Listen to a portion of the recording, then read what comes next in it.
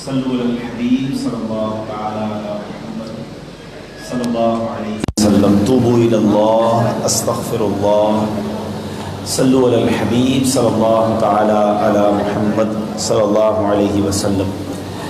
آج کا یہ اجتماع چونکہ مدنی چینل کے لیے بھی ریکارڈ کیا جا رہا ہے تو میں اب حاضرین سے گزارش کروں گا کہ تھوڑی چہل پہل آپ کو کم کرنی ہوگی تاکہ جو ہے وہ اچھے انداز سے یہ ریکارڈ ہوگا تو اللہ نے چاہا بعد میں لاکھوں کروڑوں مسلمان بھی اس کو دیکھ سکیں گے، تو اس میں آپ ہمارے ساتھ امید ہے کہ تعاون فرمائیں گے۔ آئیے اب انشاءاللہ بیان کے سلسلے کو آگے بڑھاتے ہیں۔ الحمدللہ رب العالمین والصلاة والسلام علی سید المرسلین، اما بعد فاعوذ باللہ من الشیطان الرجیم، بسم اللہ الرحمن الرحیم۔ پڑھیے الصلاة والسلام علیک یا رسول اللہ۔ بڑی تعداد میں اسلامی بھائی ہال میں ہیں اور میں سمجھتا ہوں کہ درود پاک پڑھنے میں تو ویسے بھی نہیں شرمانا چاہیے، بلند آواز سے پڑھیں تاکہ یہ در و دیوار اور یہ سب جگہ ہمیں اپنی گواہی دیں۔ اور میں اسلامی بھائیوں سے بھی گزارش کروں گا کہ اب سبھی کو آپ آگے لائیں گے تو سارے ہی لوگ ڈسٹرب ہوں گے، اب جو آتے رہیں جہاں جگہ ملتی رہے وہاں بٹھاتے رہیں۔ بلکہ میں ایک اور مشورہ دوں گا کہ ابھی اور مہمان بھی ہو سکتا ہے آئیں، تو ہمارے کئی اسلامی بھائی جو دعوت اسلامی سے تعلق رکھتے ہیں، ہم تو ویسے بھی دریوں پہ بیٹھ کر بیان سننے والے ہیں، تو ایثار کیجئے گا، ہو سکے تو آنے والوں کے لیے جگہ خالی کر کے ہم انشاءاللہ قالین بھی بچھے ہوئے ہیں، اپنی چادر بچھا کر بھی انشاءاللہ ہم زمین پر بیٹھ جائیں گے تاکہ آنے والوں کو آسانی رہے۔ لیکن اب کوشش یہ کریں کہ جس کو جہاں جگہ ملے وہ پیچھے بیٹھتے رہیں تاکہ چہل پہل رہے گی تو مجھے بھی بیان کرنے میں مشکل ہوگی اور جو سننے والے ہیں وہ بھی ڈسٹرب ہوں گے، تاکہ سب کی توجہ رہے۔ تو امید ہے یہ منتظمین دانیال بھائی وغیرہ سن رہے ہیں، اب یہاں لانے کا سلسلہ بند کر دیں، پیچھے سے ہی بٹھاتے رہیں تاکہ ہم سب توجہ کے ساتھ بیان سن سکیں۔ بآواز بلند الصلاۃ والسلام علیک یا رسول اللہ وعلی آلک واصحابک یا حبیب اللہ، الصلاۃ والسلام علیک یا نبی اللہ وعلی آلک واصحابک یا نور اللہ۔ میٹھے میٹھے اسلامی بھائیوں اور مدنی چینل کے ناظرین، الحمدللہ آج کراچی کے علاقے گلستان جوہر میں مجلس رابطہ برائے تاجران جو دعوت اسلامی کا ایک ڈپارٹمنٹ ہے، اس کی طرف سے ایک عظیم الشان بزنس کمیونٹی کا اجتماع جاری ہے۔ نہ صرف بزنس مین بلکہ مختلف زندگی کے شعبوں سے تعلق رکھنے والے عاشقان رسول جمع ہیں۔ آپ سب کی آمد پر تو مجھے خوشی ہے، مگر سب سے زیادہ خوشی مجھے اپنے خصوصی اسلامی بھائیوں کی آمد پر ہے کہ آج اشاروں کی زبان میں بھی ماشاءاللہ ان کو یہ بیان بتایا جا رہا ہے، ٹرانسلیٹ کیا جا رہا ہے۔ میں ان سب کو بھی خوش آمدید کہتا ہوں اور مرحبا کہتا ہوں۔ اللہ پاک دعوت اسلامی کو مزید ترقیاں دے کہ وہ ہر قسم کے لوگوں تک اپنا پیغام پہنچانے کی کوشش کرتی ہے، اور میں امید رکھتا ہوں کہ آپ توجہ کے ساتھ پورے بیان میں جب شرکت کریں گے تو اللہ نے چاہا اب بہت کچھ سیکھ کر جائیں گے۔ درود پاک پڑھنے کے بے شمار فضائل و برکات ہیں اور بہت ساری احادیث، بہت سارے واقعات جب ہم درود پاک کے فضائل میں پڑھتے ہیں تو ایمان تازہ ہو جاتا ہے کہ درود پاک کب کب کہاں کہاں اور کیسے کیسے کام آتا ہے۔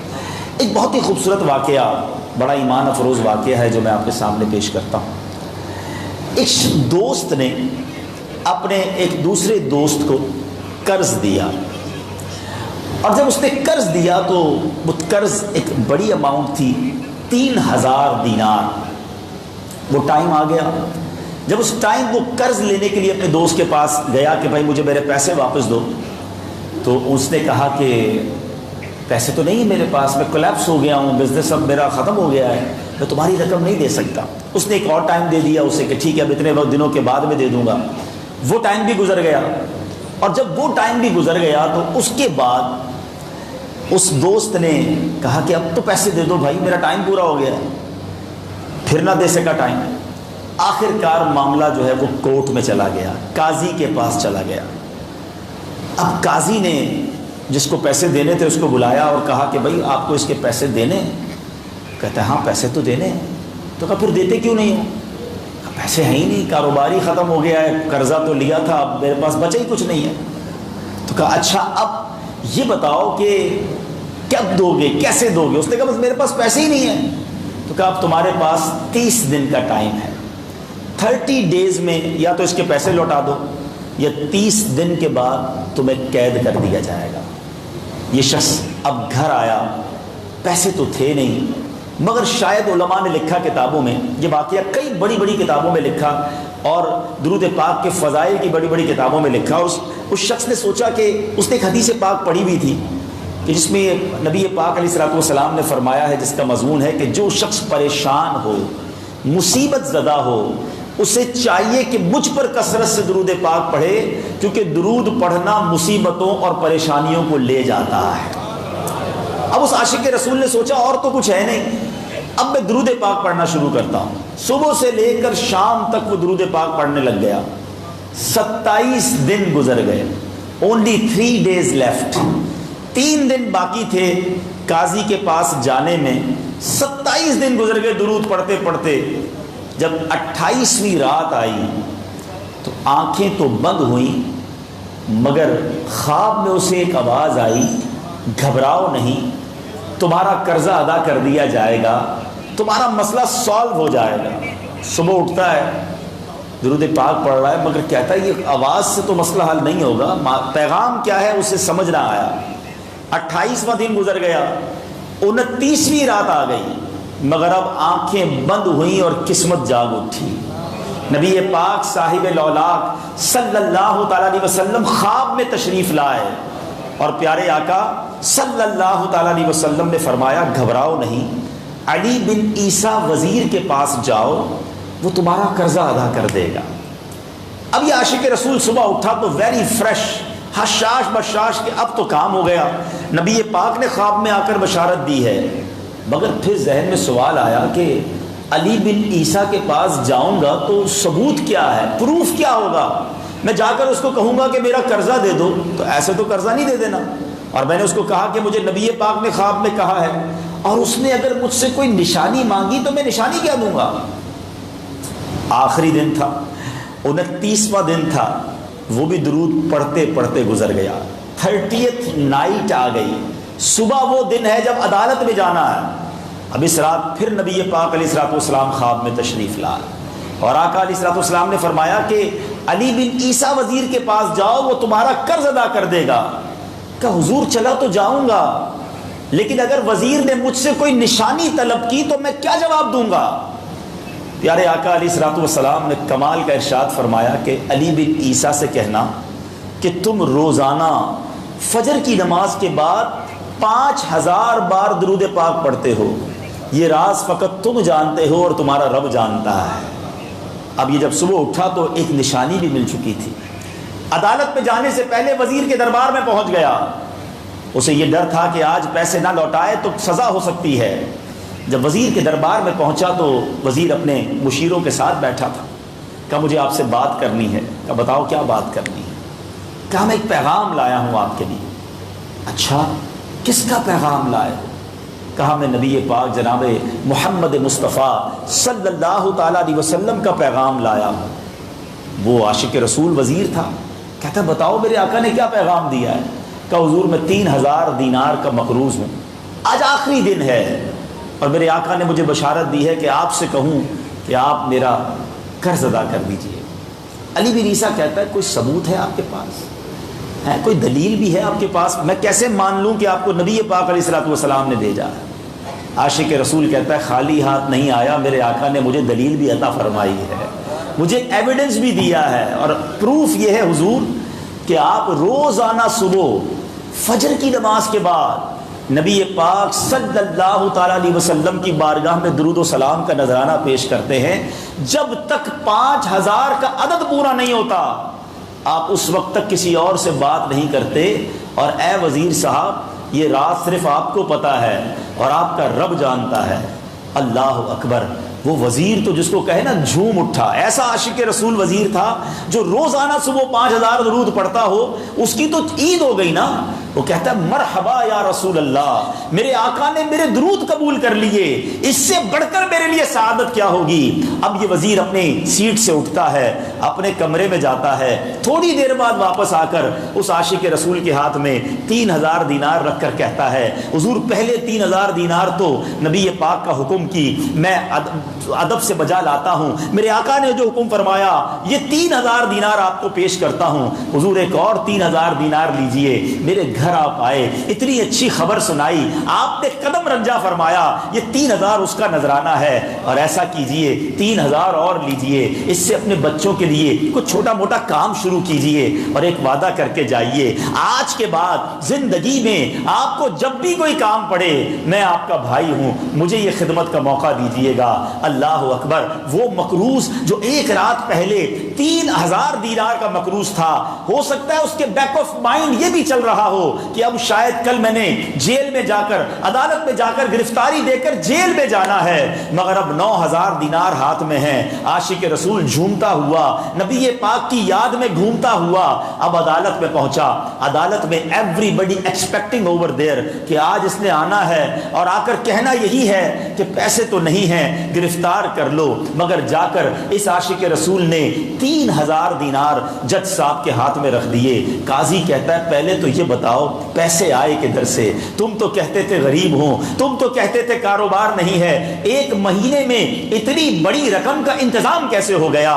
سبحان اللہ، اس عاشق رسول نے گویا زبان حال سے یہ کہا ہوگا کہ یہ تو کرم ہے ان کا، ورنہ مجھ میں تو ایسی بات نہیں، اتنا دیا سرکار نے مجھ کو، اتنی میری اوقات نہیں۔ اس نے وہ پورا واقعہ بھری عدالت میں سنا دیا۔ اللہ اکبر، میرے پیارے اسلامی بھائیوں ذرا سوچو پہلے زمانے میں کیسے عاشقان رسول ہوا کرتے تھے، وہ جج، وہ قاضی بھی کیسا سرکار علیہ الصلوۃ والسلام کا عاشق تھا۔ اپنی سیٹ سے اٹھتا ہے، بھرے دربار میں، بھری عدالت میں، وہ اپنے چیمبر میں، اپنے کمرے میں جاتا ہے، اور تھوڑی دیر بعد واپس آ کر اس کے ہاتھ میں بھی 3000 دینار ہیں، اور وہ 3000 دینار جو ہیں وہ اس عاشق رسول کے ہاتھ میں رکھتا ہے کہ سارا ثواب علی بن عیسیٰ کیسے لے جائے، میں بھی تو نبی پاک کا غلام ہوں، میں تمہارا قرضہ میں ادا کرتا ہوں۔ اچھا، اب ایک اور عجیب سینیریو یہ بن گیا کہ جس نے کیس کیا تھا، جس نے دعویٰ کیا تھا، وہ بھی یہ سارا منظر دیکھ رہا تھا۔ کہتا ہے جج صاحب ذرا رکیے، میں بھی اپنے آقا کا امتی ہوں، اور ایک کام کیجئے، قلم کاغذ منگوائیے، اس عاشق رسول کا قرضہ ہی میں معاف کر دیتا ہوں۔ اچھا، اب عاشق رسول نے وہ واپس 3000 دینار جو جج صاحب نے دیے تھے وہ واپس جج صاحب کو دیے کہ حضور یہ پیسے آپ ہی رکھ لیں، قرضہ ہی معاف ہو گیا، اب آپ کے پیسے کا میں نے کیا کرنا ہے؟ جج صاحب کہتے ہیں جو پیسے نبی پاک کے نام پر نکالے ہیں اب مجھے واپس نہیں چاہیے، یہ بھی تم اپنے ساتھ لے جاؤ۔ اللہ اکبر، میرے میٹھے اسلامی بھائیوں، وہ عاشق رسول ایک رات پہلے 3000 دینار کا مقروض ہے، اب 12000 دینار لے کر گھر کو واپس جا رہا ہے۔ اس ایک واقعے کے اندر جو ہم سب کے لیے درس ہے، جو ہم سب کے لیے پیغام ہے، شاعر لکھتے ہیں نا، دکھوں نے تم کو جو گھیرا ہو تو درود پڑھو، دکھوں نے تم کو جو گھیرا ہو تو درود پڑھو، جو حاضری کی تمنا ہو تو درود پڑھو۔ آج ہم بہت ساری پرابلمز میں ہوتے ہیں، یہاں بھی ہو سکتا ہے میرا کوئی بھائی بیمار بیٹھا ہو، کوئی قرضے میں ڈوب گیا ہو، کسی کا کوئی بزنس پرابلم چل رہا ہو، کوئی فیملی ایشو میں ڈسٹرب ہو، آپ کسی بھی پرابلم میں ہیں، خدا کی قسم درود پاک ایسا وظیفہ ہے۔ لوگ بہت سارے وظائف پوچھتے رہتے ہیں، بہت سارے جناب وظائف کے بارے میں معلومات کرتے رہتے ہیں، سچی بات یہ ہے ہر درد کی دوا ہے صلی علی محمد، ہر درد کی دوا ہے صلی علی محمد، تعویذ ہر بلا ہے صلی علی محمد۔ تو خدا را اپنی زندگی میں درود پاک کو شامل کر لیجئے، اور آپ بلیف کریں جب آپ نے کثرت سے درود پاک پڑھنے شروع کر دیے، آپ اپنی آنکھوں سے دیکھیں گے آپ کے پرابلم دور ہو رہے ہیں، آپ کی صحت اچھی ہو رہی ہے، آپ کے قرضے اترنے شروع ہو گئے ہیں، روزگار میں آپ کے برکت ہونا شروع ہو جائے گی، آپ کے چہرے پہ نور آنا شروع ہو جائے گا، آپ کی زبان میں اثر آنا شروع ہو جائے گا۔ تو سبحان اللہ، میرے آقا کا ذکر خیر ہے ہی اتنا نرالا، حدیث بیان کروں تو شاید ساری رات بیان کرتا رہوں کہ نبی پاک نے درود پاک کے کیسے کیسے فضائل بیان کیے ہیں۔ پیارے آقا فرماتے جس کا مضمون ہے جو ایک بار درود پاک پڑھے اللہ تعالیٰ اس پر 10 رحمتیں نازل فرماتا ہے، اس کے 10 گناہ معاف کر دیتا ہے، اس کے 10 درجات بلند کر دیتا ہے۔ درود ایک ہے، برکتیں 30 ہیں، پھر بھی درود نہ پڑھیں۔ آج ہمارا کتنا وقت سوشل میڈیا پہ ضائع ہوتا ہے، آج ہمارا کتنا وقت فضول باتوں میں ضائع ہوتا ہے۔ ریموٹ ہاتھ میں لے کر بیٹھتے ہیں، نہ جانے گھنٹوں ٹی وی آگے پیچھے کرتے رہتے ہیں، پوچھو کیا دیکھا تو پتہ نہیں کیا دیکھا، کیا سمجھا پتہ نہیں کیا سمجھا، سینکڑوں ہزاروں گناہ جمع کر لیے۔ ارے اس سے بہتر اگر تسبیح لے کر اللہ رسول کا ذکر کر لیتے۔ خدا کی قسم اس دنیا میں ہم بہت آسانی سے نیکیاں کما سکتے ہیں مگر ہم نیکیوں کی طرف دھیان نہیں دیتے۔ یہ زبان اللہ کی اتنی بڑی نعمت ہے کہ چند سیکنڈز میں ہم وہ کما سکتے ہیں جو شاید ساری زندگی دنیا تجارت کر کے نہ کما سکیں۔ ذرا مل کے سارے کہیے سبحان اللہ، ذرا بلند آواز سے کہیے نا سبحان اللہ۔ اب کہیے الحمدللہ، اب کہیے اللہ اکبر۔ کتنی دیر لگی؟ ان 3 جملوں کو کہنے میں 30 سیکنڈ نہیں لگے، ٹھیک ہے؟ within 30 seconds آپ نے کیا کما لیا؟ کبھی سوچا آپ نے؟ کتنے بھی بڑے بزنس مین یہاں بیٹھے ہوں، مختلف فیلڈ سے بزنس مین آئے ہیں، آپ 30 سیکنڈ میں کتنا کماتے ہیں؟ ویسے کبھی تجربہ کیجئے گا، جس کی جتنی بھی آمدنی ہے نا وہ اپنی اس آمدنی کو پہلے گھنٹوں پہ لے آئے، پھر گھنٹوں سے منٹوں پہ لائے اور منٹوں سے 30 سیکنڈ پہ لائے، تو آپ کو پتا چلے گا کہ اگر میں سال کے مہینے کے 15-20 لاکھ روپے بھی کماتا ہوں تو 30 سیکنڈ میں چند 100 روپے بنیں گے، ٹھیک ہے نا؟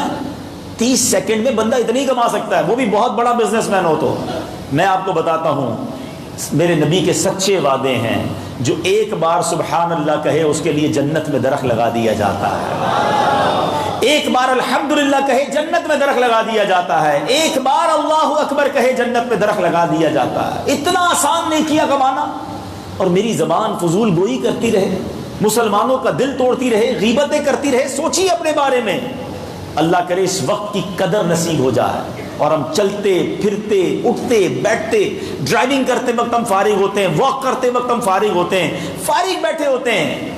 پلیز اپنے آفس میں، اپنے گھر میں، اپنے راستوں میں آپ ذکر و درود کا معمول بنائیے۔ بلیف کریں آپ کی طبیعت اچھی ہو جائے گی، آپ کو جب یہ رحمتوں کا نزول ہوگا آپ کے مسائل حل ہونا شروع ہو جائیں گے۔ اللہ پاک مبارک مہینہ آنے والا ہے، میلاد کا مہینہ آنے والا ہے، اس مہینے کی برکتیں مجھے اور آپ کو نصیب فرمائے، اور اللہ کرے ہم اپنی زبان اللہ اور اس کے حبیب کے ذکر سے تر رکھنے والے بن جائیں۔ اور یہاں میں ایک اور بات بھی پیش کر دیتا ہوں، پیارے آقا کی ولادت کا مہینہ آ رہا ہے، یہ وہ مہینہ ہے جس کو سارا سال عاشقان رسول کو انتظار رہتا ہے۔ اور دنیا کا بھی تو دستور ہے نا، جب کسی کا برتھ ڈے آتا ہے تو کوئی تحفہ بھی تو دیا جاتا ہے۔ آپ بتائیے، نبی پاک کے ہم سارے امتی ہیں، ہم نے اپنے آقا کی برتھ ڈے کے لیے، میلاد کے لیے کیا تحفہ تیار کیا ہے یا کیا پریپریشن کر رہے ہیں؟ میں آپ کو ایک مشورہ دیتا ہوں، آج سے میں بھی نیت کر لوں اور آپ بھی نیت کر لیں کہ انشاءاللہ ہم روزانہ 1200 مرتبہ درود پاک پڑھیں گے۔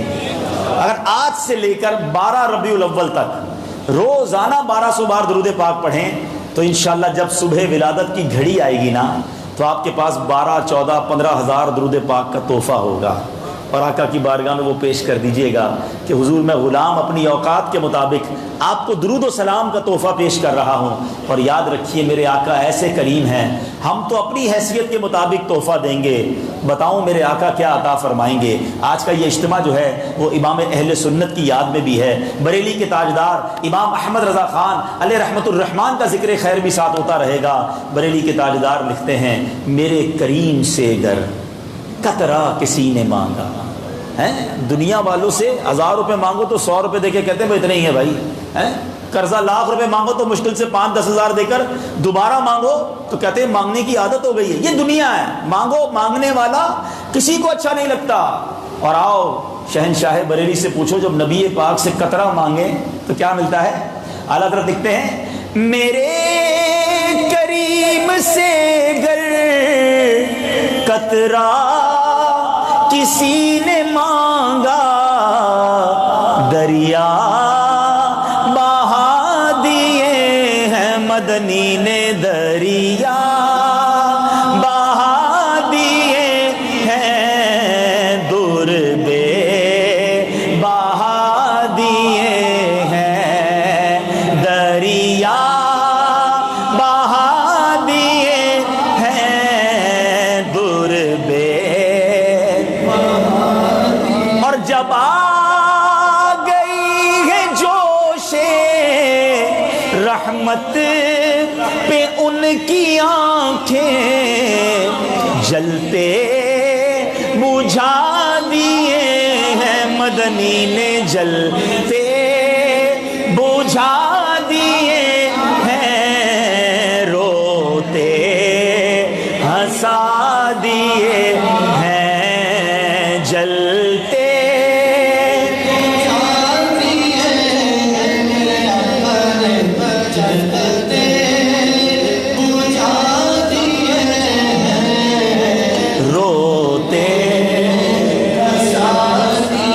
کرتے ہیں انشاءاللہ کہ اب روزانہ کثرت سے درود پاک پڑھیں گے انشاءاللہ، بآواز بلند درود پاک پڑھ لیجئے، صلو علی الحبیب صلی اللہ تعالی علی محمد صلی اللہ علیہ وسلم۔ آج جس موضوع پر میں نے آپ سب کے سامنے اسپیشلی کچھ مدنی پھول پیش کرنے ہیں، کچھ پوائنٹس عطا کر عرض کرنے ہیں، دنیا میں ایک بڑی ڈیبیٹ چلتی ہے رائٹس کی، ماشاءاللہ یہاں پولیٹیشنز بھی ہیں، یہاں تاجران بھی ہیں، یہاں اور بھی شعبے سے تعلق رکھنے والے گورنمنٹ کے افسران بھی ہیں، اپنے اپنے رائٹس پر بہت بات ہوتی ہے کہ بھائی چلڈرنس کے کیا حقوق ہیں، شہری بینگ اے نیشنل ہمارے کیا حقوق ہیں، عورتوں کے حقوق کی بات الگ ہوتی ہے، اپنے اپنے رائٹس کی فکر انسان بہت کرتا ہے اور کرنا چاہیے، حقوق العباد کا درس پورا اسلام میں بھی موجود ہے۔ لیکن آج چونکہ میلاد کا مہینہ قریب ہے اور ہم ماشاءاللہ سارے عاشقان رسول بیٹھے ہیں، میلاد بھی مناتے ہیں، نبی پاک سے محبت بھی کرتے ہیں، مگر کیا ہمیں یہ معلوم ہے کہ پیارے آقا علیہ الصلوۃ والسلام کے اس امت پر کیا حقوق ہیں؟ بینگ امتی، نبی پاک کے امتی ہونے کی حیثیت سے مجھ پر میرے آقا علیہ الصلوۃ والسلام کے کیا حقوق ہیں؟ کیا ہم میں سے کسی نے اس کو پڑھنے کی کوشش کی؟ اور اگر پتہ ہے حقوق کیا ہیں تو ان حقوق کو ادا کرنے میں ہم کس قدر کامیاب ہو گئے اور کتنی کوشش کر رہے ہیں۔ آج یہ یونیک ٹاپک میرے بیان کا ہوگا کہ آج انشاءاللہ قرآن و حدیث کی روشنی میں سب سے پہلے تو یہ جانیں گے کہ پیارے آقا علیہ الصلوۃ والسلام کا ہم پر حق کیا ہے۔ ہم ساری دنیا کے حق کو ادا کرنے کی کوشش کرتے ہیں، لوگ کہتے بھی یار بندے کا فیملی کا بھی کچھ حق ہوتا ہے، بچوں کا بھی کچھ حق ہے، ماں باپ کے بھی حقوق ہے، بالکل ٹھیک ہے، مگر جن کے صدقے میں اور آپ دنیا میں آئے ہیں جو کہ وجہ تخلیق کائنات ہیں، یاد رکھیے گا نبی پاک علیہ الصلوۃ والسلام ہی is the reason of all creation, آقا کے صدقے یہ ساری کائنات بنی ہے، اور یہ میں نہیں کہہ رہا، یہ حدیث قدسی ہے، رب ارشاد فرماتا ہے لولا کلما خلقت الافلاک، اے محبوب اگر تجھے نہ بناتا تو یہ آسمان نہ بناتا، یہ زمین نہ بناتا، یہ چاند ستارے نہ بناتا، نبی پاک کی وجہ سے یہ ساری کائنات بنی ہے۔ اب دیکھو یہ حدیث قدسی دیکھو اور سیدی اعلیٰ حضرت کی شاعری دیکھو، کیسے اعلیٰ حضرت نبی پاک علیہ الصلوۃ والسلام کی احادیث کی طرف اشارہ فرماتے ہیں۔ آپ لکھتے ہیں وہ جو نہ تھے تو کچھ نہ تھا، وہ جو نہ تھے تو کچھ نہ تھا، وہ جو نہ ہو تو کچھ نہ ہو، جان ہے وہ جہان کی، جان ہے تو جہان ہے، آقا ہے تو یہ سارا جہان ہے۔ تو پتہ یہ چلا کہ نبی پاک کی وجہ سے ساری کائنات بنی ہے، تو ان کے حقوق کا خیال کتنا رکھنا چاہیے۔ حالانکہ نبی پاک ہمارے اوپر کتنے مہربان ہیں۔ قرآن بتاتا ہے پیارے آقا کے بارے میں جو نبی پاک کی شفقت و رحمت کی کیفیت ہے، قرآن بتاتا ہے لقد جاءکم رسول من انفسکم عزیز علیہ ما عنتم حریص علیکم بالمؤمنین رؤوف الرحیم۔ ترجمہ کنز الایمان، بے شک تمہارے پاس تشریف لائے تم میں سے وہ رسول جن پر تمہارا مشقت میں پڑنا گراں ہے، انہیں بھاری پڑتا ہے، تکلیف ہوتی ہے تمہیں مشقت میں دیکھ کر، اور تمہاری بھلائی کے نہایت چاہنے والے، مسلمانوں پر بہت ہی نہایت ہی رحم فرمانے والے۔ اللہ اکبر، آقا وہ ہیں جو رات رات بھر جاگ کر ہمیں یاد کرتے رہے، ساری رات دعائیں کرتے رہے۔ ہم دنیا میں نہیں آئے تھے मगर गुनाहगार उम्मत को नबी पाक अपने दौर में भी याद करते रहे। ए उम्मतियों, तुम्हारे लिए इतने लंबे लंबे क़याम किए कि नबी पाक के पैरों में वरम पड़ जाते थे, मगर आज हम प्यारे आका की बारे में कितना सोचते हैं, उनके हुकूक हम पर कितने हैं उसके बारे में कितना सोचते हैं। काजी इयाज रहमतुल्लाहि ताला अलैह ने अपनी मशहूर व मारूफ सीरत मुस्तफ़ा सल्लल्लाहु तआला अलैहि वसल्लम पर किताब शिफा शरीफ में नबी पाक के उम्मत पर 8 हुकूक तहरीर फरमाए, 8 राइट्स ऑफ रसूलुल्लाह सल्लल्लाहु तआला अलैहि वसल्लम अपॉन हिज उम्मा। इस उम्मत पर नबी पाक के जो 8 हुकूक हैं, अब गौर से पहले तो मैं आपको वो 8 हुकूक बताता हूँ और फिर उनके बारे में थोड़ी थोड़ी डेफिनेशन। शायद बहुत सौ के लिए आज ये पहली बात होगी, लेकिन आज चूंकि मीलाद का महीना आया चाहता है, इस्तकबाले रबीउन नूर का ये इज्तिमा है, हमें ये एक बार फिर रिवाइव करना है कि अगर मैं उम्मती हूँ तो मेरे आका के मुझ पर क्या हुकूक हैं, ताकि आज से उसको अदा करने की कोशिश शुरू कर दूँ। नंबर 1, काजी इयाज लिखते हैं ईमान बिर रसूल। नंबर 2, इत्तिबाए सुन्नत रसूल। नंबर 3, इताअत रसूल। नंबर 4, मोहब्बत रसूल। नंबर 5, ताज़ीम रसूल। नंबर 6, मदह रसूल। नंबर 7, दुरूद पाक पढ़ना। और नंबर 8, मेरे आका के रोज़े की ज़ियारत को जाना। ये 8 हुकूक हैं नाज़रीन, प्यारे इस्लामी भाइयों, ये 8 हुकूक हैं जो हर उम्मती पर नबी पाक अलैहिस्सलातु वस्सलाम के हैं। अब पहले हक की बात करते हैं। पहला हक क्या है? ईमान बिर रसूल, नबी पाक पर ईमान लाना, ये हक है नबी पाक अलैहिस्सलातु वस्सलाम का हर उम्मती पर। हम अल्लाह का शुक्र अदा करते हैं कि पहला हक हम सब अदा कर रहे हैं, हम मुसलमान हैं। और याद रहे, ईमान कंप्लीट नहीं होता जब तक नबी पाक पर ईमान न लाया जाए, आपकी रिसालत पर, आपके खातमुन नबिय्यीन होने पर। सारी जिंदगी कोई ला इलाहा इल्लल्लाह कहता रहे, ला इलाहा इल्लल्लाह कहता रहे, वो मुसलमान नहीं है। क्योंकि अल्लाह एक है, कहने वाले तो बहुत सारे मज़ाहिब के लोग हैं। ईमान कंप्लीट कब होता है? जब मुहम्मदुर रसूलुल्लाह सल्लल्लाहु तआला अलैहि वसल्लम इंसान दिल की तस्दीक के साथ कहता है, तो नबी पाक पर ईमान लाना ये पहला हक है। और हम अल्लाह का शुक्र अदा करते हैं कि हम उस हक को अदा करते हैं। मगर एक जुमले में बात पूरी करूंगा, फिर दूसरे पॉइंट की तरफ चलूंगा। हक तो हमें अदा हो गया, मुसलमान हैं, लेकिन ईमान की कदर कितनी है, ईमान की हिफाजत की फिक्र कितनी है। हम में से अगर कोई बड़ी अच्छी गाड़ी में आया है तो उसे बार बार ये फिक्र हो रही होगी, यार गाड़ी सही पार्क है कि नहीं है, शायद ड्राइवर बाहर छोड़ के आया होगा। जितनी कीमती चीज उतनी हिफाजत की फिक्र। ईमान से बढ़कर तो कीमती चीज कोई नहीं ना हमारे पास, मगर उसकी हिफाजत की फिक्र क्या है, उसके बारे में कितनी दुआएं हैं।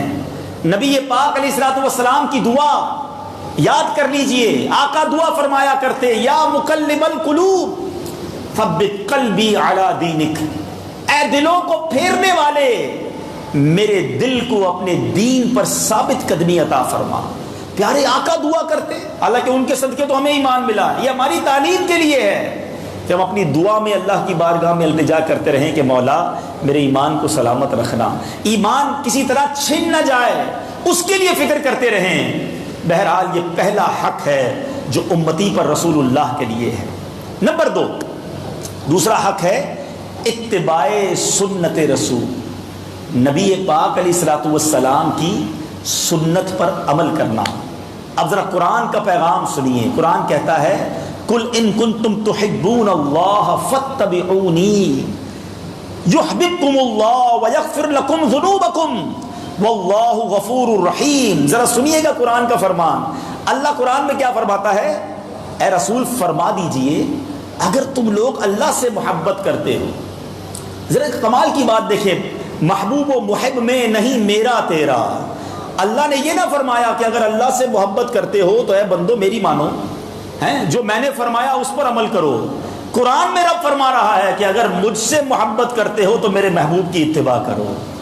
अच्छा, ये करोगे तो मिलेगा क्या?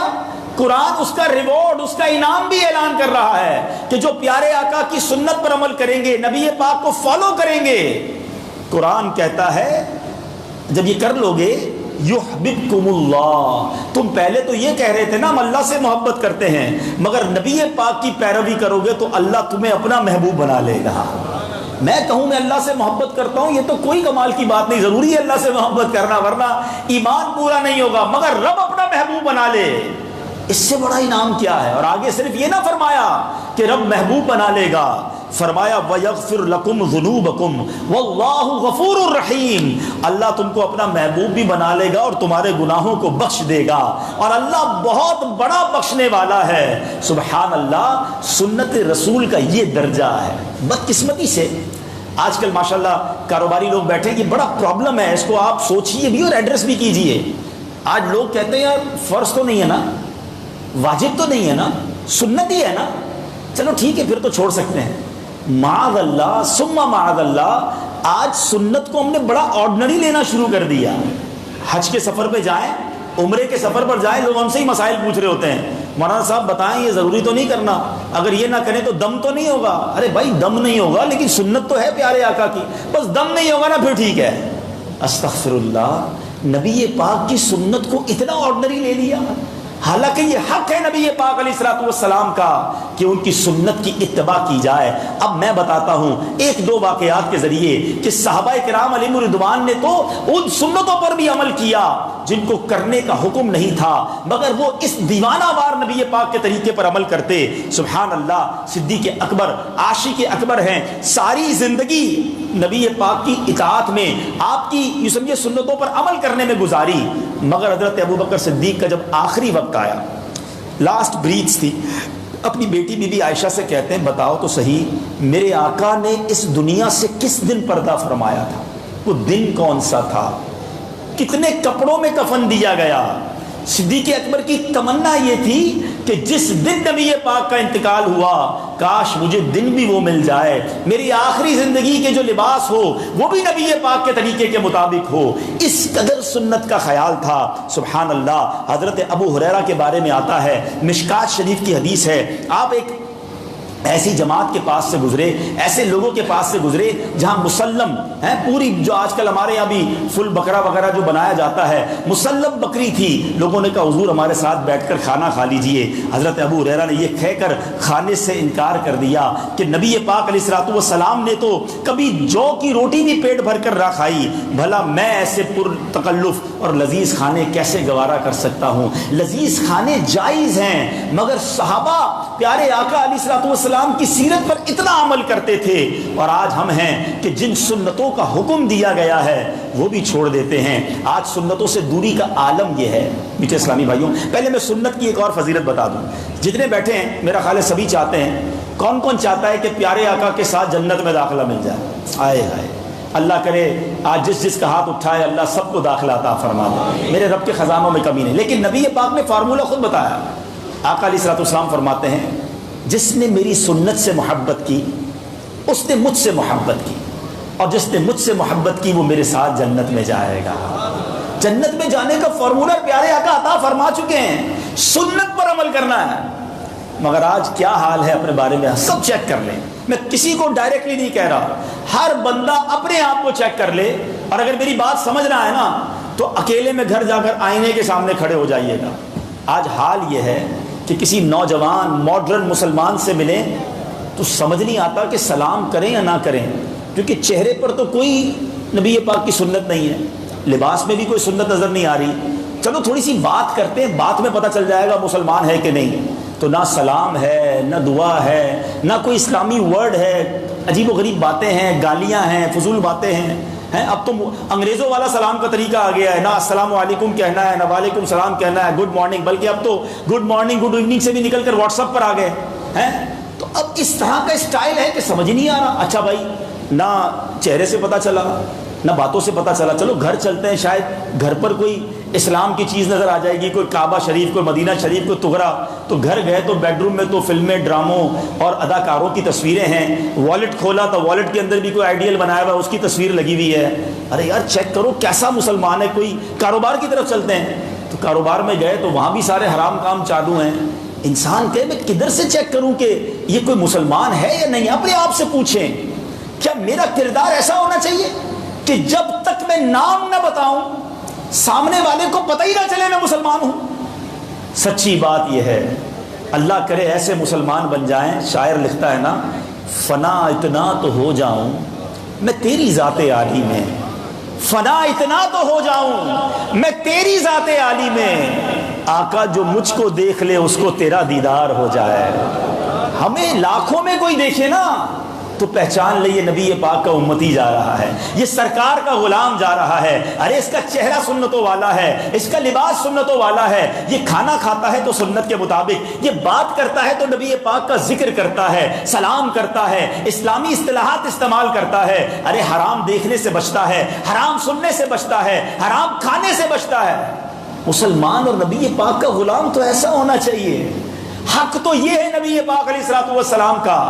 اور اگر میری یہ بات سمجھ نہ آئے تو اپنے آپ کو گھر جا کر آئینے کے سامنے کھڑے ہو کر پوچھنا کہ میں اوپر سے لے کر نیچے تک نبی پاک کی کون سی نشانی ہے میرے پاس. میں دل کے دروازے پر دستک دے رہا ہوں آپ کے، کیونکہ میلاد کا مہینہ آنے والا ہے، میرے آقا کی ولادت کا مہینہ آنے والا ہے. آقا کا امتی تو سنتوں پر عمل کرنے والا ہونا چاہیے. اب آتے ہیں نبی پاک کا اس امت پر جو تیسرا حق ہے، اطاعت رسول.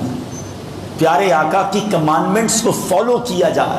جو آرڈر نبی پاک علیہ الصلوۃ والسلام نے فرما دیا وہ ہمارے لیے سب سے مقدم ہے.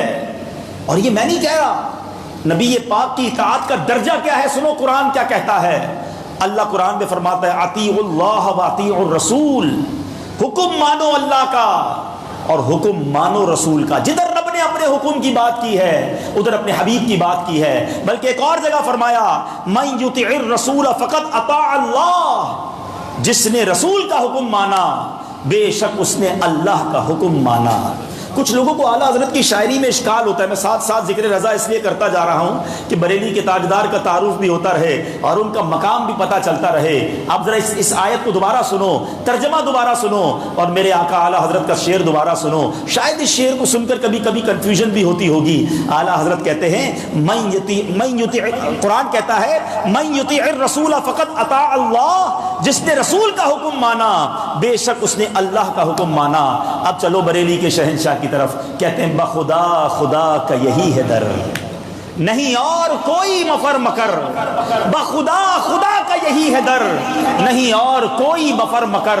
جو وہاں سے ہو یہیں آ کے ہو، جو یہاں نہیں وہ وہاں نہیں. ارے جس سے آقا راضی نہیں ہے اس سے رب بھی راضی نہیں ہے، اور جس سے اللہ کے حبیب راضی ہو جائیں اللہ کے دربار میں بھی وہ مقبول ہو جاتا ہے. تو پتہ چلا پیارے آقا کا حکم ماننا یہ سب سے مقدم ہے. مگر آج ہمیں کئی باتیں پیارے آقا کی معلوم ہیں کہ نبی پاک نے کیا کیا فرمایا، مگر آج کون ہے جو مان رہا ہے. آقا نے سچ بولنے کا درس دیا، مسلمان جھوٹ بول رہا ہے. آقا نے مسلمانوں کو دھوکہ دینے والے کے بارے میں کیا فرمایا، من غش فلیس منا، دھوکہ دینے والا ہم میں سے نہیں ہے. مگر آج ایسا لگتا ہے جس کو دیکھو دھوکہ دے رہا ہے، کوئی جھوٹ بول کر کاروبار کر رہا ہے، کوئی ملاوٹ کر کے کاروبار کر رہا ہے. آج یہ حال ہو گیا کہ ہم مسلمان کہلانے والے اپنے وطن کی دوائیوں کو استعمال کرتے میں ڈر رہے ہوتے ہیں کہ نہیں یار میڈ ان پاکستان دوائی نہیں لینی، باہر کی لے لو، پتہ نہیں کہیں اس میں ملاوٹ نہ ہو رہی ہو. یہ حال ہو گیا ہے کہ کھانے پینے کی چیزوں میں ملاوٹ ہے. ارے چند سکوں کے لیے لوگوں کو دھوکہ دینے والوں، نبی پاک کو کیا منہ دکھاؤ گے. مرنا نہیں ہے، بلکہ پچھلے دنوں تو ایک اسکینڈل پکڑا گیا کہ بلڈ جو لوگوں کو مرتے آخری صورت میں دیا جاتا ہے، بڑی جان جب خطرے میں ہوتی ہے، جب ڈرپ لگائی جاتی ہے خون کی، اس خون میں بھی ملاوٹ کی جا رہی ہے. اللہ اکبر. اپنے آپ ذرا سوچئے کس نبی کے غلام ہیں، کس نبی کے امتی ہیں. ان کی تعلیمات تو یہ ہیں کہ ایک بار ایک غلے والے کے ٹھیلا، ایک غلے والا ایک کاروبار کر رہا تھا. پیارے آقا نے اس غلے کے اس انبار پر، اس پورے ڈھیرے پر اپنا ہاتھ اندر ڈالا، دیکھا اندر سے گیلا تھا. نبی پاک نے فرمایا گیلے کو اوپر کیوں نہیں رکھا، سوکھے کو اوپر کیوں رکھا ہے؟ کہا حضور بارش ہوئی تھی اس لیے گیلا ہو گیا. نبی پاک نے فرمایا من غش فلیس منا، دھوکہ دینے والا ہم میں سے نہیں. تو اے میرے میٹھے اسلامی بھائیوں، زندگی میں کبھی نبی پاک کی تعلیمات کو بھولنا نہیں، کیونکہ اطاعت رسول، نبی پاک کی تعلیمات کو فالو کرنا یہ ہم سب پر ضروری ہے. ارے صحابہ کرام نے تو ایسے فالو کیا کہ ایک صحابی رسول نے سونے کی انگوٹھی پہنی تھی، ایک شخص نے نبی پاک کی بارگاہ میں آیا، سونے کی انگوٹھی پہنی تھی، پیارے آقا علیہ الصلوۃ والسلام نے اس شخص کو دیکھا اور فرمایا، آپ نے اس سے انگوٹھی اٹھائی اور زمین پر پھینک دی، نکالی اس کے ہاتھ سے اور زمین پر پھینک دی، اور فرمایا کہ کوئی چاہتا ہے کہ آگ کے انگارے کو اپنے ہاتھ میں ڈالے؟ نبی پاک تو یہ کہہ کر چلے گئے۔ صحابہ نے اس شخص سے کہا کہ انگوٹھی تو اٹھا لو، بیچ کے کوئی اور کام کر لینا، پہننا نہیں مگر کچھ اور کر لینا۔ مگر اس عاشق رسول کا ذہن دیکھیں، وہ کہتے ہیں اب نبی پاک نے جس انگوٹھی کو پھینکا ہے میں اس کو اٹھا نہیں سکتا۔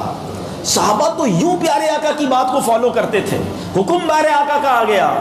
مگر آج چلیں لگے ہاتھوں اس موضوع پر بھی اگر بات کر لیں تو آج مرد کتنے زیور پہن رہے ہیں۔ یاد رکھیے شریعت میں مرد کو زیور پہننے کی اجازت نہیں ہے، ایک انگوٹھی صرف پہنی جا سکتی ہے، وہ بھی چاندی کی ہو، 4.5 ماشا اپروکسیمیٹلی 4 گرام سے کم چاندی کا وزن ہو، اور ایک ہی نگینہ ہو، بغیر نگینے کی انگوٹھی بھی نہیں پہنی جا سکتی۔ تو جناب آج کل تو اتنے زیور پہنے جا رہے ہیں اور ادھر پہنے جا رہے ہیں کہ کبھی کبھی تو عقل خراب ہو جاتی ہے کہ یہ مرد ہے اور اس نے کہاں کیا کیا لگایا ہوا ہے۔ اللہ کے بندو ایسا نہ کریں، یہ شریعت نہیں ہے، یہ نبی پاک کی تعلیمات نہیں ہے۔ آگ کا انگارہ فرمایا گیا، ارے صبر کر لو، انشاءاللہ جنت میں مردوں کو سونے کے زیورات عطا کیے جائیں گے۔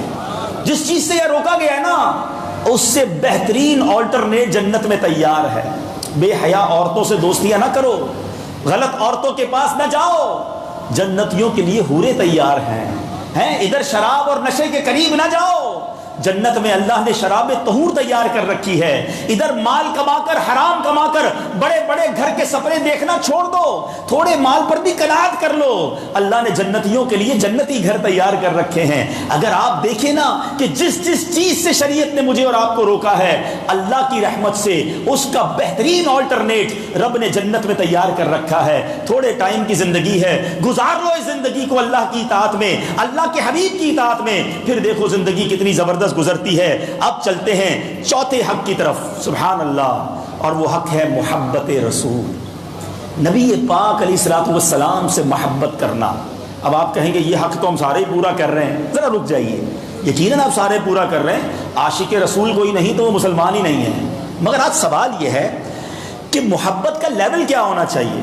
بھائی محبت تو سب کو ہوتی ہے، اپنے بچوں سے بھی ہے، اپنے ماں باپ سے بھی ہے، بچوں کی امی سے بھی ہے، بھائی بہنوں سے بھی ہے، اپنے کاروبار سے بھی ہے، دوستوں کے لیے بھی جان حاضر ہے۔ تو محبت کا تو ایک لیول ہے، مگر نبی پاک سے محبت کتنی ہونی چاہیے؟ پیارے آقا نے خود ارشاد فرمایا، واٹ از دا پیرامیٹر، ذرا غور سے سنیے، بخاری شریف کی حدیث ہے، میرے آقا فرماتے ہیں لا یؤمن احدکم حتی اکون احب الیہ من والدہ وولدہ والناس اجمعین۔ میرے آقا فرماتے ہیں اس وقت تک تم میں سے کوئی کامل مومن نہیں ہو سکتا جب تک میں اس کے نزدیک اس کے والد، اس کی اولاد اور اس کے گھر تمام لوگوں سے زیادہ محبوب ہو جاؤں۔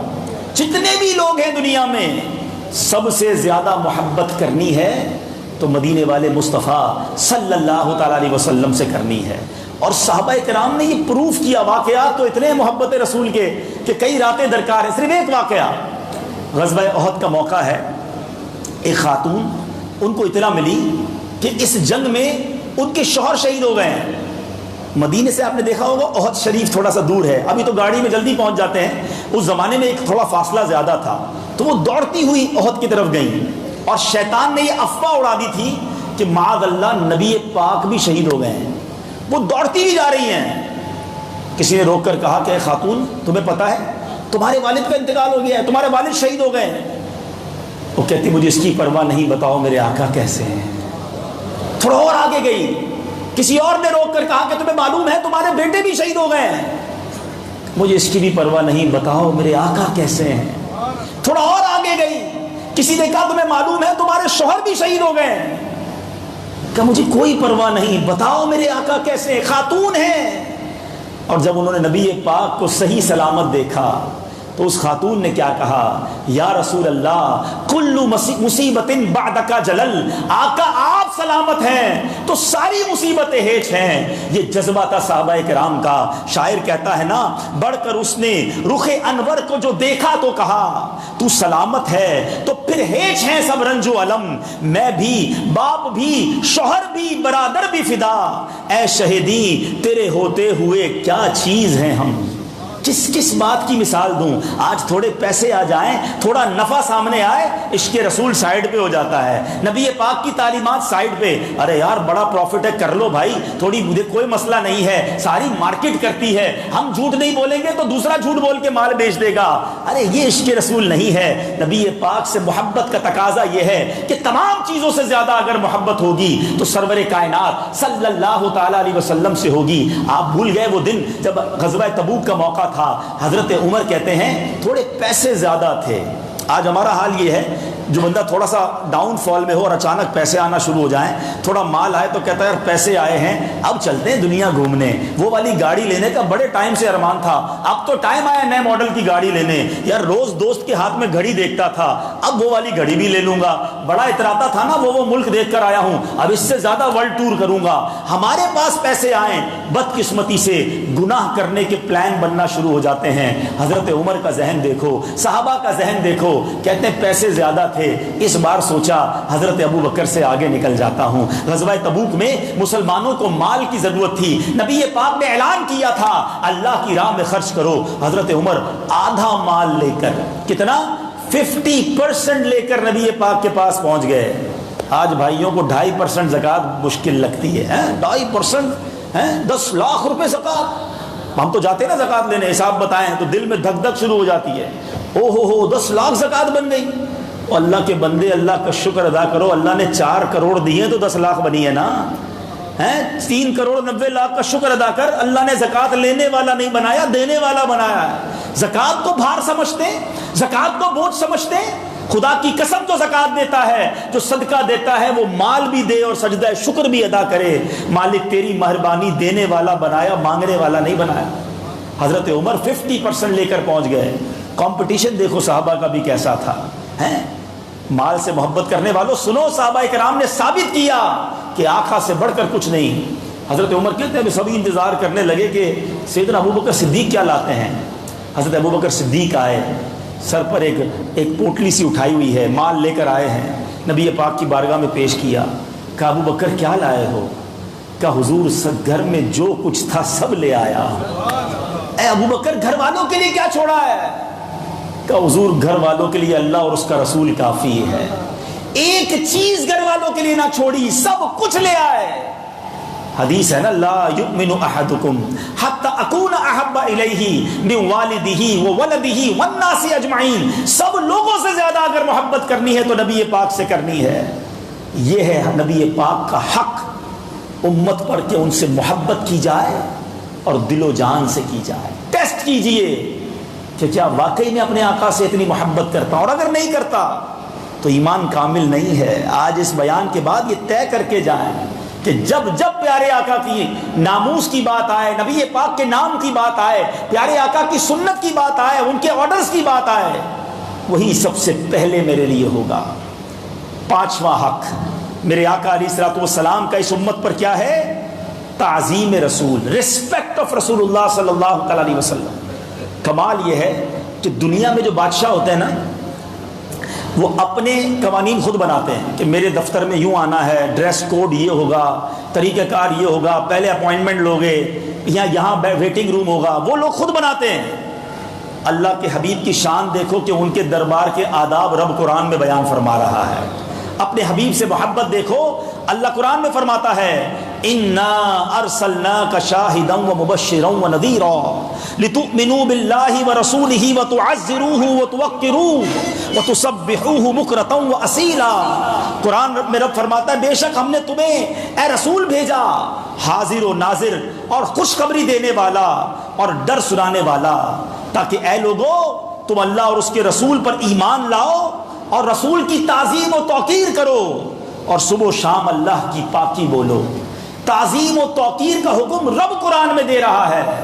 تو نبی پاک کی معاذ اللہ ذات میں کوئی کمی تو دور کی بات, پیارے آقا سے نسبت والی چیز کی بھی کوئی تحقیر کرتا ہے تو وہ ایمان سے خارج ہو جاتا ہے۔ تو تعظیم رسول یہ حق ہے نبی پاک علیہ الصلوۃ والسلام کا اس امت پر۔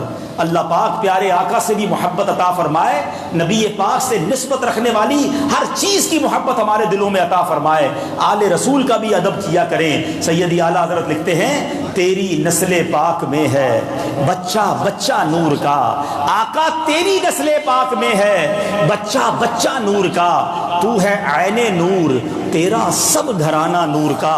اب چلتے ہیں آگے، وقت چونکہ کم ہے ورنہ میں ایک ایک ٹاپک پر کئی منٹ تک بول سکتا ہوں، مگر میں چاہ رہا ہوں کہ آج فقط ہائی لائٹس کی صورت میں یہ 8 حقوق بیان کر دیے جائیں، ورنہ میں دعوت دوں گا کہ جو میں بیان کر رہا ہوں یہ کمال کی کتاب ہے۔ حضرت عبد المصطفیٰ اعظمی صاحب نے سیرت رسول نام کی کتاب لکھی ہے، دعوت اسلامی کے مکتبۃ المدینہ سے آپ حاصل کر لیں، ورنہ دعوت اسلامی کی ویب سائٹ سے free of charge download کر لیں، ضرور پڑھیں اس کتاب کو۔ سبحان اللہ، نبی پاک کی سیرت کے کیسے کیسے پہلو ہیں۔ چھٹا حق، سبحان اللہ، اور وہ حق ہے مدح رسول، نبی پاک کی شان بیان کی جائے، پیارے آقا کے قصیدے پڑھے جائیں، ان کی نعت پڑھی جائے۔ یہ نعت خواہ ایسی نعت نہیں پڑھتے، نبی پاک کے دور سے یہ سلسلہ جاری ہے۔ حضرت حسان بن ثابت رضی اللہ تعالیٰ عنہ، حضرت عبداللہ بن رواحہ رضی اللہ تعالیٰ عنہ، یہ وہ صحابہ ہیں جو نبی پاک کے دور میں نعتیں پڑھا کرتے۔ بلکہ پہلے زمانے میں پتہ ہے آپ کو جنگ کیسے ہوتی تھی؟ تلواروں سے بھی جنگ ہوتی تھی، اشعار سے بھی جنگ ہوتی تھی۔ ادھر سے وہ نبی پاک کی معاذ اللہ ہجوم میں گستاخی میں شعر لکھتے، ادھر سے صحابہ نبی پاک کی تعریف میں لکھتے۔ نبی پاک حضرت عبداللہ بن رواحہ سے کہتے ہیں اے عبداللہ تمہارے اشعار کفار کے لیے تیروں کی مانند ہیں۔ سبحان اللہ، یہ نعت گو شاعر، اور یہ سلسلہ شروع سے جاری ہے۔ خوش نصیب ہیں جو سارا دن رات نبی پاک کی مدح کرتے ہیں۔ تھوڑا دل پہ چوٹ کرتا ہوں، بتاؤ آج پورا دن گزرا کتنی بار نبی پاک کا ذکر آپ کی زبان پر آیا؟ یہ حق ہے کہ پیارے آقا کا ذکر ہماری زبان پر ہو، ان کا چرچا رہے، ان کی مدح رہے۔ ہم کبھی کسی سے ملنے جاتے نا تو کوئی شخص اپنے بھائی سے محبت کرتا ہے نا، یا اپنے باس سے کرتا ہے، اپنے دوست سے کرتا ہے، ہاں تھوڑی دیر بعد گھما پھرا کے اسی بھائی کا ذکر کرے گا۔ 5-10 منٹ میں پتہ چل جائے گا یار یہ اپنے بھائی سے بڑی محبت کرتا ہے۔ 5-10 منٹ میں پتہ چل جائے گا یار یہ اپنے وہ فلاں فرینڈ کا دیوانہ ہے، یہ فلاں فٹ بالر کا کریز ہے نا، اس کو تھوڑی دیر بعد اسی کی بات کرتا ہے۔ جس سے جس کا کنیکشن ہوتا ہے وہ اس کا ذکر بار بار کرتا ہے۔ نبی پاک کا حق ہے کہ مسلمان اور امتی کی زبان پر ان کا ذکر بار بار رہے، مگر بتائیے کہ ہماری زبان پر ایسا ہے؟ اللہ کرے زندگی ایسی گزرے کہ میں سو جاؤں یا مصطفیٰ کہتے کہتے، میں سو جاؤں یا مصطفیٰ کہتے کہتے، کھلے آنکھ صلی علی کہتے کہتے۔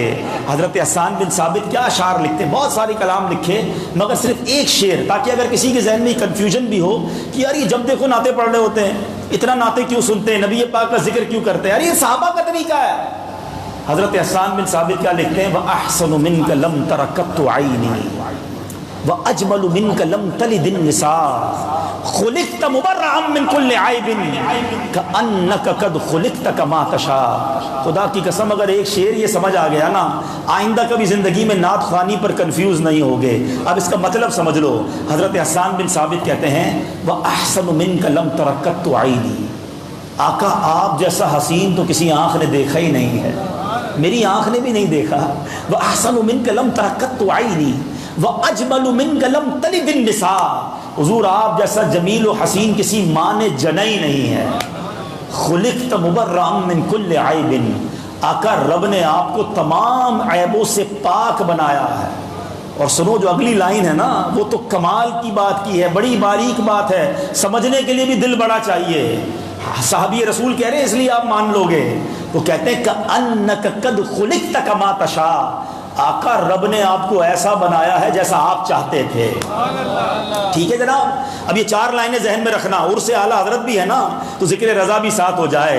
اگر حسان بن ثابت کہیں وَأَحْسَنُ مِنْكَ لَمْ تَرَ قَطُّ عَيْنِي وَأَجْمَلُ مِنْكَ لَمْ تَلِدِ النِّسَاءُ، حضور آپ جیسا حسین میری آنکھ نے دیکھا نہیں، اور حضور آپ جیسا کسی ماں نے جنا ہی نہیں ہے۔ اور اگر آج اردو میں بولنے والا شاعر کہے کہ میں آقا جیسے میرے سرکار ہیں ایسا نہیں کوئی، ارے اعلیٰ حضرت اگر کہیں کہ حضور سرور کہوں کہ مالک و مولا کہوں تجھے، باغ خلیل کا گلے زیبا کہوں تجھے، آقا تیرے تو وصف عیب تناہی سے ہیں بری، حیران ہوں میرے شاہ میں کیا کیا کہوں تجھے۔ آقا کے حسن کی جب سیدی اعلیٰ حضرت بات کرتے ہیں، کہتے کاف گیسو ہا دہن یا ابرو آنکھیں عین صاد، کاف ہا یا عین صاد، ان کا ہے چہرہ نور کا، شمع دل مشکات تن سینہ زجاجہ نور کا، آقا تیری صورت کے لیے آیا ہے سورہ نور کا۔ بتاؤ یہ شاعری تو صحابہ کرام کی شاعری کی انٹرپریٹیشن ہے، اسی کی شرح ہے۔ آگے حضرت حسان بن ثابت کہتے ہیں وَأَحْسَنُ مِنْكَ لَمْ تَرَقَّتُ عَيْنِي وَأَجْمَلُ مِنْكَ لَمْ تَلِدِ النِّسَاءُ خُلِقْتَ مُبَرَّأً مِنْ كُلِّ عَيْبٍ۔ حضور سارے عیبوں سے رب نے آپ کو پاک فرمایا۔ تو اگر بریلی کے تاجدار کہیں کہ وہ کمال حسن حضور ہے کہ گمان نقص جہاں نہیں، یہی پھول خار سے دور ہے، یہی شمع ہے کہ دھواں نہیں، ارے یہ تو شرح لگ رہی ہے خُلِقْتَ مُبَرَّأً مِنْ كُلِّ عَيْبٍ کی۔ سبحان اللہ، اعلیٰ حضرت کی شاعری قرآن و حدیث کی انٹرپریٹیشن ہے۔ اور آخری بات کَأَنَّكَ قَدْ خُلِقْتَ كَمَا تَشَاءُ، حضور ایسا بنایا جیسا آپ چاہتے تھے۔ اور یہی بات تو بریلی کے تاجدار لکھتے ہیں کہ خدا کی رضا چاہتے ہیں دو عالم، خدا چاہتا ہے رضائے محمد۔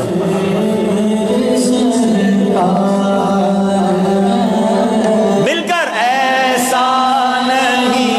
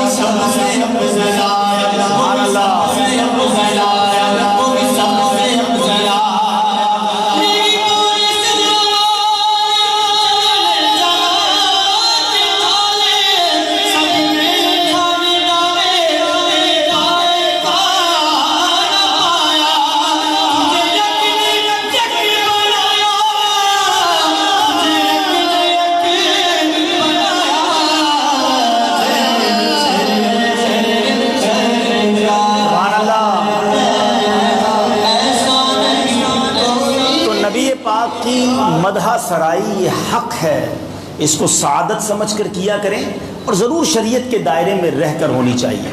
اب چلتے ہیں 7ویں حق کی طرف، اور وہ ہے نبی پاک پر درود پڑھنا۔ قرآن پاک میں بہت سارے احکامات ہیں، مگر کوئی ایک ایسا حکم نہیں ہے جس میں رب نے یہ فرمایا ہو میرے بندو میں بھی کرتا ہوں تم بھی شامل ہو جاؤ، سوائے درود پاک کے۔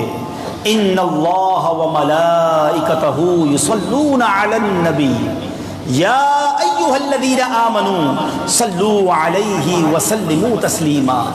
کیا خوبصورت معنی ہے کہ اے ایمان والو، بے شک اللہ اور اس کے فرشتے اس نبی پر درود بھیجتے ہیں، اے مومنو تم بھی ان پر درود بھیجتے رہو اور ان پر سلام بھیجتے رہو۔ پھر کیوں نہ اس حق کو ادا کرنے کے لیے، میں نے بیان کا شروع بھی درود پاک سے کیا تھا، تو نیت کریں انشاءاللہ کثرت سے روزانہ درود پاک پڑھیں گے۔ اور آخری حق آئے ہائے وہ یہ ہے کہ امتی نبی پاک کے روضے کی حاضری کو جائے، آقا کے دربار میں حاضری دے، نہیں جا سکتا تو تڑپتا رہے، آرزو کرتا رہے۔ اور آقا کے روضے کی حاضری کا حکم بھی رب نے قرآن میں دیا ہے۔ آج بات قرآن و حدیث سے ہی ہوگی، ٹھیک ہے جناب؟ رب قرآن میں فرماتا ہے وَلَوْ أَنَّهُمْ إِذْ ظَلَمُوا أَنفُسَهُمْ جَاءُوكَ فَاسْتَغْفَرُوا اللَّهَ وَاسْتَغْفَرَ لَهُمُ الرَّسُولُ لَوَجَدُوا اللَّهَ تَوَّابًا رَحِيمًا۔ ذرا انداز دیکھیے، ہم گناہ گاروں کو بچت کا راستہ بتایا جا رہا ہے، گناہ ہو گئے ہیں، خطائیں ہو گئی ہیں، کدھر جانا ہے؟ ہو سکتا ہے کوئی اعتراض کرنے والا کہے جناب گناہ ہوئے ہیں تو اللہ کی بارگاہ میں جاؤ، مگر قرآن کہتا ہے اگر یہ لوگ جس وقت کی اپنی جانوں پر ظلم کرتے ہیں آپ کے پاس آ جاتے، جاؤکا اے محبوب آپ کے پاس آ جاتے اور خدا سے بخشش مانگتے اور رسول ان کے لیے بخشش کی دعا فرماتے تو یہ لوگ خدا کو بہت زیادہ بخشنے والا مہربان پاتے۔ اللہ اکبر، نبی پاک کے روضے پر جانے والے کو گناہ کی مغفرت کا، گناہ بخشوانے کا وعدہ ہے، اور نبی پاک خود بھی فرماتے ہیں من زار قبری وجبت لہ شفاعتی، جس نے میرے روضے کی زیارت کی اس پر میری شفاعت واجب ہو گئی۔ سنو سنو، میرے آقا ایک اور جگہ فرماتے ہیں من حج البیت ولم یزرنی فقط جفانی، جس نے بیت اللہ کا حج کیا اور میری زیارت نہ کی اس نے مجھ پر ظلم کیا۔ ایک اور جگہ پیارے آقا فرماتے ہیں من زارنی بعد موتی فکأنما زارنی فی حیاتی، جس نے میری وفات کے بعد میری زیارت کی وہ ایسا ہی ہے جیسے اس نے میری زیارت کی۔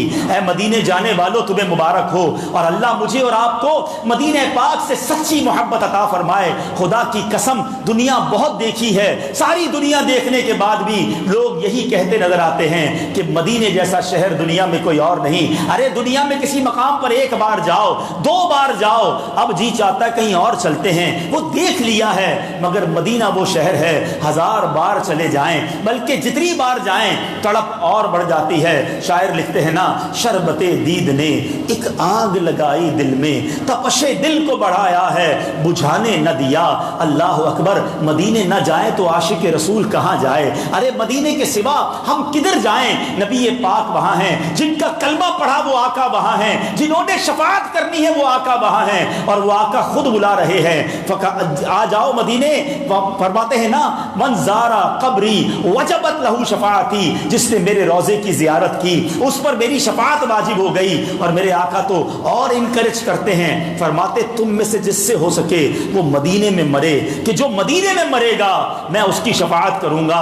اب آؤ سیدی اعلیٰ حضرت کی طرف چلتے ہیں۔ یہ جو جاؤکا والی آیت ہے اعلیٰ حضرت اس کو کتنے پیارے انداز میں ڈیفائن کرتے ہیں، فرماتے ہیں مجرم بلائے آئے ہیں، جاؤ کا ہے گواہ، مجرم بلائے آئے ہیں، جاؤ کا ہے گواہ، پھر رد ہو کب یہ شان کریموں کے در کی ہے۔ اور مدینے میں مرنے کی بات کو کیسے بیان کرتے ہیں، طیبہ میں مر کے ٹھنڈے چلے جاؤ آنکھیں بند، سیدھی سڑک یہ شہر شفاعت نگر کی ہے۔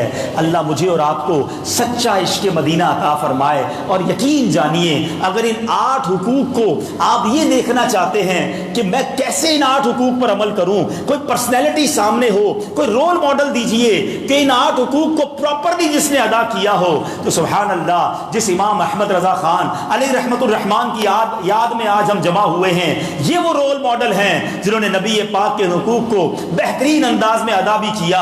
ارے ادا تو کیا، ادا کرنا کیسے ہے وہ بھی سکھایا، نبی پاک کا ذکر کیسے کرنا ہے، آقا کی مدح کیسے کرنی ہے، نبی پاک کی تعظیم کیسے کرنی ہے، سنت پر عمل کیسے کرنا ہے، اللہ اکبر، اور پیارے آقا کے مدینے سے محبت کیسے کرنی ہے۔ اب بریلی کے تاجدار سے سیکھو کہ کیا انداز تھا۔ تو بہرحال میرے میٹھے اسلامی بھائیوں، باتیں تو بہت ساری ذہن میں آ رہی ہیں، اور مسئلہ یہ ہے کہ بیان اختتام پر پہنچا ہے اور ذکر مدینہ چھڑ گیا ہے، اور جی چاہتا ہے کہ ذکر جاری رہے، مگر مجھے اندازہ ہے کہ اب وقت کافی ہو گیا ہے، تو میں اپنی بات کو کنکلوڈ کرتا ہوں۔ آج بیان میں نے 8 حقوق مصطفیٰ بیان کیے جو امتی پر رسول اللہ کے حقوق ہیں۔ شاید بہت سارے ناظرین نے، بہت سارے حاضرین نے پہلی بار سنے ہوں گے، کیا یہ پہلے معلوم نہیں ہونے چاہیے تھے؟ اور اگر آج معلوم ہو گئے ہیں تو عمل کب کریں گے؟ آج سے نیت کریں کہ انشاءاللہ جو بیان سنا ہے اس کو یاد بھی رکھیں گے اور اس پر عمل کرنے کی کوشش بھی کریں گے انشاءاللہ۔ اور اس کو عمل کرنے کے لیے مجھے اور آپ کو ایک انوائرمنٹ چاہیے گا، ایک ایسا ماحول چاہیے گا کہ جہاں ہم جائیں تو ان چیزوں کو عمل کرنا آسان ہو جائے۔ میں شرابیوں کے ساتھ بیٹھ کر نمازی نہیں بن سکتا، جواریوں کے ساتھ بیٹھ کر عاشق رسول نہیں بن سکتا۔ اگر میں چاہتا ہوں کہ واقعی نبی پاک کا سچا امتی بنوں تو مجھے ایسے لوگوں کی صحبت اختیار کرنی ہوگی کہ جن کے پاس جائیں تو ذکر مدینہ ہوتا ہو، جن کے پاس جائیں تو درود کی صدائیں آتی ہوں، جن کے پاس جائیں تو سنت رسول پر عمل کرنا آسان ہو جائے، جن کے پاس جائیں تو قرآن کی تلاوت کی صدائیں آئیں، جن کے قریب ہو جاؤں تو نبی پاک کی اطاعت کرنا آسان ہو جائے، وہاں نہ جاؤں جہاں نماز پڑھنے پہ دوست مذاق اڑاتے ہوں، مولوی بن گیا ہے، مسجد جانے لگ گیا ہے، ارے بھائی کیا یہ سیدھے ہاتھ سے کھانے پینے کی باتیں کرتے ہو۔ ایسے بھی لوگ ہیں جو سنت کا مذاق اڑاتے ہیں، اور بدقسمتی سے ہماری گیدرنگز ایسی ہیں۔ اگر آج یہ نیت کر لی ہے کہ نبی پاک علیہ الصلوۃ والسلام کا سچا امتی بننا ہے تو پھر ماحول بھی ایسا اپنانا ہوگا، اور اللہ کی رحمت سے اس پیارے ماحول کو اگر ہم ڈھونڈیں تو آج ہمارے سامنے دعوت اسلامی کا مدنی ماحول موجود ہے، اور یہ ماحول ایسا ہے کہ جس میں جا کر یہ چیزیں کرنا آسان ہو جاتا ہے۔ ہزاروں نہیں لاکھوں مسلمانوں کی تقدیریں اس ماحول نے بدلی ہیں۔ تو آپ سے بھی گزارش کرتا ہوں دعوت اسلامی کے ماحول سے وابستہ ہو جائیں۔ میلاد کا مہینہ ہے، میری ایک دعوت قبول کر لیجئے۔ میں امید کرتا ہوں 1-1.5 گھنٹہ ہو چکا ہے آپ کو آئے ہوئے، اس 1-1.5 گھنٹے میں آپ نے کچھ نہ کچھ سیکھا ضرور ہے، آپ کے دل کی کیفیت کچھ نہ کچھ تو بدلی ہے، کچھ ارادے بھی ذہن میں کیے ہیں کہ یار بات تو یہ ٹھیک کر رہے ہیں، میں نے اب کچھ اپنے اندر تبدیلی لانی ہے۔ تو جب 1-1.5 گھنٹے میں میرے دل پر کچھ اثر ہو سکتا ہے تو اگر میں کنٹینیو دعوت اسلامی کے ہر جمعرات کے اجتماع میں جانا شروع کروں گا تو ضرور میرے دل پر اثر ہوگا، میں بھی ایک اچھا سنتوں پر عمل کرنے والا مسلمان بن سکتا ہوں۔ تو میری یہ دعوت قبول کر لیجئے کہ ربیع الاول کا مہینہ ہے، اس مہینے میں تقریباً 5 جمعرات آنی ہیں۔ پنجتن پاک کا بھی نیت ہو سکتی ہے کہ انشاءاللہ کراچی میں 10 11 12 مقامات پر اجتماع ہر جمعرات ہوتا ہے، فیضان مدینہ عالمی مدنی مرکز میں بھی ہوتا ہے، تو نیت کریں انشاءاللہ ہر جمعرات پابندی سے اجتماع میں شرکت کریں گے انشاءاللہ۔ اور ایک اور نیت کریں کہ انشاءاللہ اب پرسوں سے غالباً مدنی مذاکروں کا سلسلہ شروع ہو رہا ہے رات 9:30 بجے، کل سے ماشاءاللہ کل سے مدنی مذاکروں کا سلسلہ ہو رہا ہے، اور قبلہ شیخ طریقت امیر اہل سنت علم دین کے مدنی پھول عطا فرمائیں گے رات 9:30 بجے سے 2 گھنٹے کا یہ سیشن تقریباً ہوتا ہے۔ فیضان مدینہ آ جائیں، یہ لائیو مدنی چینل پر اپنی فیملی کے ساتھ اس میں شامل ہو جائیں تو گھر بیٹھے علم دین کا خزانہ لوٹیں گے۔ تو انشاءاللہ میں امید کرتا ہوں کہ اس بار کا ربیع الاول، اس بار کا میلاد، جہاں ہم گھر سجائیں گے، جہاں پرچم لگائیں گے، ضرور سجائیے گا، پرچم بھی لگائیے گا، مگر اس بار میلاد ہم ایک اور انداز میں بھی مناتے ہیں کہ اپنا آپ بھی سجائیں گے، اپنے سراپے کو بھی سجائیں گے، اپنے کردار کو بھی بہترین کریں گے۔ بیان کے شروع میں نے ایک تحفہ عرض کیا تھا کہ میلاد کا تحفہ نبی پاک کو ہم نے دینا ہے، درود پاک کا کثرت سے پڑھ کر۔ آخر میں ایک اور تحفہ بھی بتا دیتا ہوں، اور وہ تحفہ وہ ہے جو میرے آقا کو بڑا پسند ہے۔ دنیا کا بھی دستور ہے نا، جس کو تحفہ دیں اس کی پسند کا تحفہ دیں۔ نبی پاک کو کیا پسند ہے؟ میرے آقا فرماتے ہیں قرۃ عینی فی الصلاۃ، نماز میں میری آنکھوں کی ٹھنڈک ہے۔ آؤ میرے پیچھے اسلامی بھائیوں، پکی سچی نیت کرنی ہے، کچھ بھی ہو جائے آج کے بعد ہماری کوئی نماز قضا نہیں ہوگی، ایسا نعرہ نہیں۔ اگر ابھی دعوت اسلامی والے بیٹھے ہوتے نا تو یہ ہال گونج گیا ہوتا۔ تو تاجروں آپ بھی آواز نکالو اور نیت کر لو کہ انشاءاللہ آج کے بعد ہماری کوئی نماز قضا نہیں ہوگی انشاءاللہ۔ تو پھر دیکھیں زندگی میں کیسی شاندار تبدیلی آتی ہے۔ اب دعا سے پہلے ہم آپ کو ایک چھوٹی سی ویڈیو پریزنٹیشن دکھانے جا رہے ہیں کہ عاشقان رسول کی مدنی تحریک ساری دنیا میں کس طرح دین متین کی خدمت کر رہی ہے، کتنے سارے ڈپارٹمنٹس میں کام کر رہی ہے۔ ہم کبھی کسی مل کے اندر جاتے ہیں، کسی بڑی فیکٹری میں جاتے ہیں تو حیران ہو جاتے ہیں کہ ایک فیکٹری ہے یا ایک بڑی کمپنی ہے، کتنے ڈپارٹمنٹ ہیں۔ شاید مذہبی آرگنائزیشنز میں، اسلامک آرگنائزیشن میں اتنا بڑا اور اتنا یونیک انداز میں اور ویل مینج کام دنیا میں کوئی اور تحریک نہیں کر رہی ہوگی۔ آئیے چند جھلکیاں دیکھیں اور پھر انشاءاللہ ہم دعا کی طرف چلیں گے۔ صلو علی الحبیب۔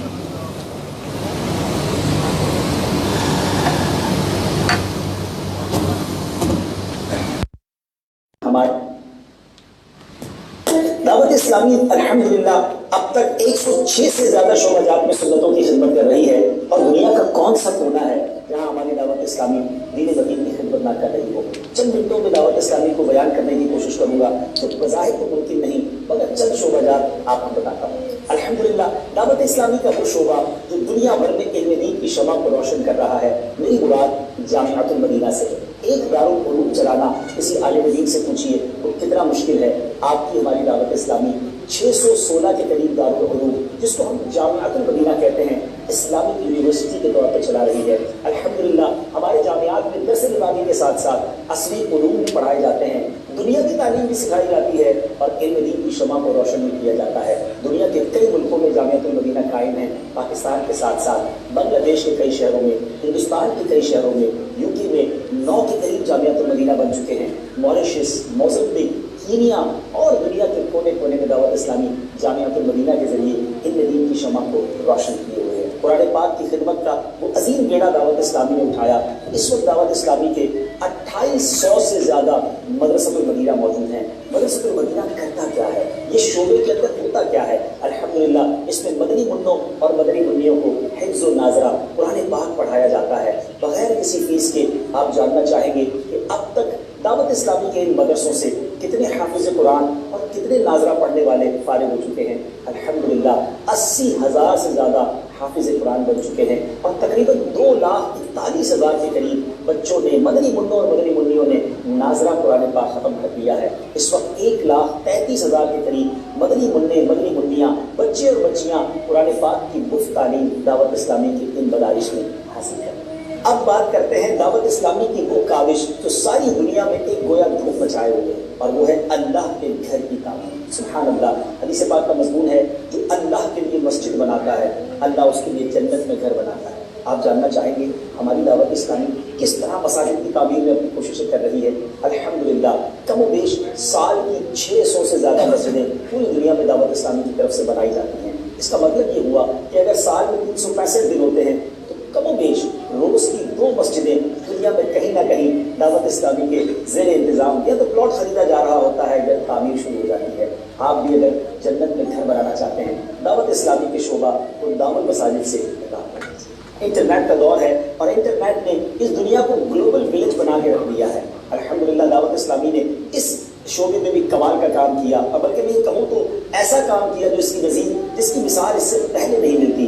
دعوت اسلامی نے ایک شعبہ بنایا مدرسۃ المدینہ آن لائن، جس میں اللہ کی رحمت سے 10,000 سے زیادہ اسٹوڈنٹس دنیا کے 70 ملکوں سے زیادہ آن لائن قرآن پاک پڑھ رہے ہیں، درس نظامی کر رہے ہیں۔ کم و بیش 30 کے قریب کورسز ہیں جو دعوت اسلامی کے مبلغین آن لائن کروا رہے ہیں، اور یاد رہے یہ آن لائن کورسز اسلامی بھائیوں کے لیے بھی ہیں، اسلامی بہنوں کے لیے بھی ہیں۔ مدنی منع اور مدنی منیاں بھی اس سے فیضیاب ہو سکتے ہیں۔ QuranTeacher.net کی ویب سائٹ ہے، اس پر جائیے اور دعوت اسلامی کی اس خوبصورت سروس سے گھر بیٹھے اپنی پسند کے وقت کے مطابق اگر آپ دنیا میں کہیں بھی ہیں فائدہ اٹھائیں۔